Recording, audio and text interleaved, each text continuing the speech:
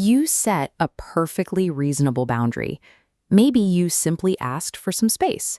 But then comes that piercing, surgically precise comment designed to hit your deepest insecurity. Before you realize what's happening, you snap, completely losing your temper. The moment you raise your voice, the dynamic shifts. The other person goes completely quiet. They might even offer a slight, condescending smirk. They look at you calmly and ask why you're being so aggressive, instantly seizing the moral high ground. The argument ends, but the emotional hangover sets in. Even though they instigated the conflict, you are the one left carrying the guilt, apologizing for an argument you didn't even want to have. That loss of control is actually a highly orchestrated psychological outcome.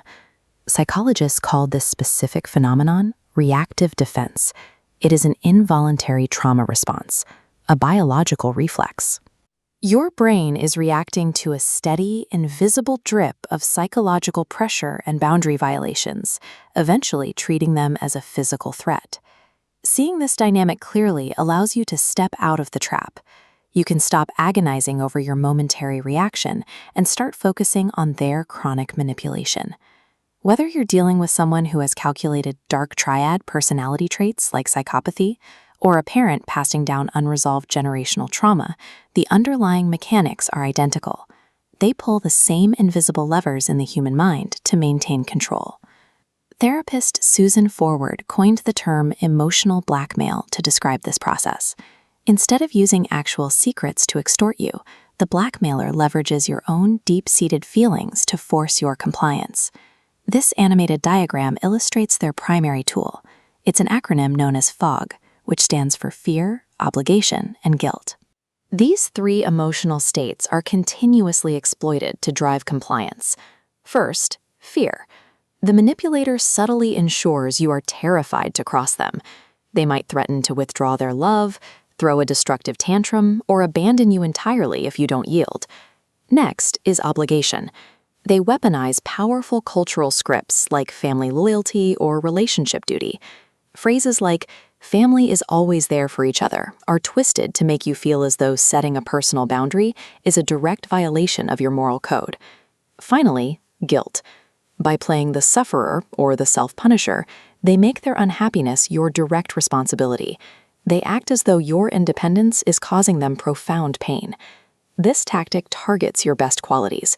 It takes your empathy, compassion, and sense of responsibility and turns them into the exact weapons used to keep you trapped. The cycle usually starts when you try to say no. You attempt to assert a boundary or resist a demand, and rather than respecting it, the other person escalates the situation. They intensify the pressure by adopting a highly vulnerable facade. They emphasize their own fragility and loneliness, making your simple act of self-preservation feel like an act of cruelty. Enduring this constant emotional suppression takes a severe physical toll.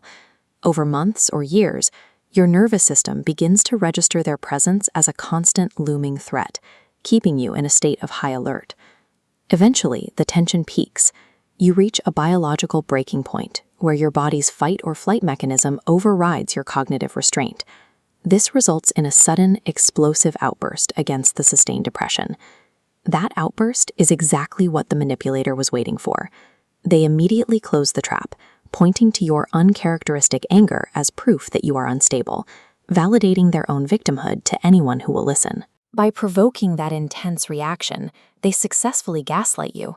You walk away convinced that your temper is the real problem, masking their ongoing psychological abuse and ensuring the cycle will repeat. Despite how it looks from the outside, psychologists are clear on this. There is no such thing as mutual abuse in these specific dynamics. A reactive defense is a symptom of severe trauma, completely devoid of the desire for power and control that defines actual abuse. The antidote to this cycle is emotional disengagement. You have to learn to observe their behavior without reacting to it. When you stop taking the bait, you starve the manipulator of the reactions they rely on. Without your outbursts, they have no evidence to cast themselves as the victim. This graphic shows the DESK protocol, a tactical framework therapists recommend to assert boundaries. First, you describe objective facts and express your feelings using I statements, keeping focus on your experience. Then you specify expected behavior and lay out consequences to reestablish your autonomy. Setting these limits and keeping your peace might feel uncomfortable at first, but your clarity is not cruelty. So take a close look at your relationships. Is there someone in your life who makes you feel guilty